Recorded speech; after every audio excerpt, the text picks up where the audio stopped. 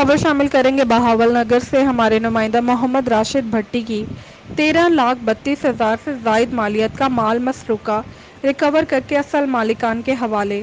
Police کی اولین ذمہ داری عوام کی جان و مال کا تحفظ ہے، جسے پورا کرنے کے لیے تمام تر وسائل بروئے کار لائے جا رہے ہیں۔ میڈیا کونسل کے وفد سے گفتگو فاروق احمد انور کمیانہ نے کی۔ تفصیلات کے مطابق ضلعی پولیس نے 983 مقدمات میں درج 866 ملزمان گرفتار۔ ماہ اپریل میں 201 مجرمان اشتہاری، 244 عدالتی مفروران گرفتار کر لیے گئے، جبکہ بھاری مقدار میں منشیات، اسلحہ، نجائز اور 13,32,000 سے زائد مالیت کا مال مسروقہ ریکور کر کے اصل مالکان کے حوالے کر دیا گیا۔ عوام کی جان و مال کے تحفظ بہاول نگر پولیس کی اولین ترجیح ہے۔ ان خیالات کا اظہار ڈسٹرکٹ پولیس آفیسر فاروق احمد انور کمیانہ سے ڈسٹرکٹ صدر پاکستان میڈیا کونسل رفیق رحمانی کی قیادت میں ملنے والے وفد سے گفتگو کرتے ہوئے کیا۔